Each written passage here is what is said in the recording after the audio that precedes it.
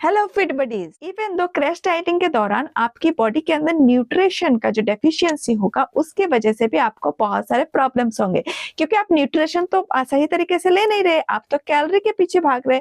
Calorie को control करने के लिए कहीं ना कहीं न्यूट्रिशन आपका डेफिशिएंसी हो ही जाएगा। हमारे बॉडी के अंदर एक गॉल ब्लैडर स्टोन होता है, बहुत सारे लोगों को होता है, जहाँ पे उनको ऑपरेशन करना पड़ता है, ऑपरेट करके उस चीज को खत्म करना पड़ता है, उस चीज को क्योर करना पड़ता है। तो गॉल स्टोन के लिए भी अगर आप रैपिड वेट लॉस करना चाहते हैं, अगर आप इस तरह का कोई क्रैश डाइटिंग या एक्सट्रीम लेवल का डाइटिंग करते हैं, तो उसके वजह से आपका गॉल स्टोन का रिस्क बहुत ज्यादा बढ़ जाता है। इस चीज को आपको ध्यान देना चाहिए। इवन दो क्रैश डाइटिंग या एक्सट्रीम डाइटिंग हमारे मेंटल हेल्थ में भी बहुत नेगेटिव इम्पैक्ट पैदा कर सकता है।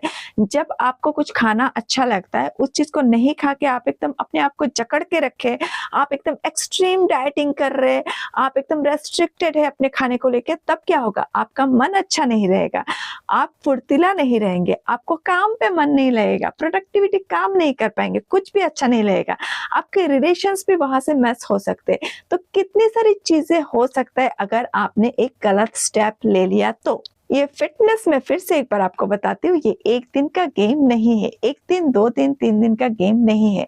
ये सालों साल हमारे लाइफस्टाइल के साथ जुड़ा हुआ रहेगा, तभी हम हेल्दी रह सकते हैं, डिजीज फ्री रह सकते हैं, अपने आप को, इम्यूनिटी को बेटर कर सकते हैं, मेटाबॉलिज्म को बेटर कर सकते हैं। क्रैश डाइटिंग से ये सारा चीज आपका नहीं होगा।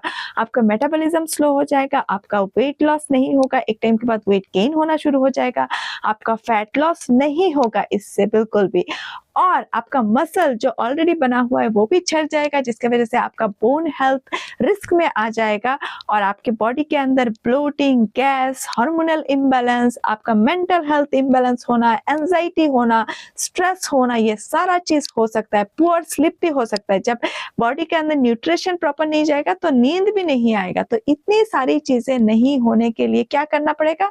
अपने फिटनेस को अपना डेली रूटीन बनाना पड़ेगा। थोड़ा थोड़ा, वन बाई वन स्टेप जाना पड़ेगा, एक एक करके स्टेयर्स चढ़ना पड़ेगा। अचानक से 1 to 60, 1 to 90 ऐसा नहीं जा सकते। एकदम धीरे धीरे रोजाना कुछ ना कुछ करते रहिए, रोजाना कुछ ना कुछ ध्यान रखिए, फिटनेस को भी आगे लेके जाइए और बाकी की चीजों पे को भी बैलेंस करके एकदम हेल्दी लाइफ जी सकते हैं।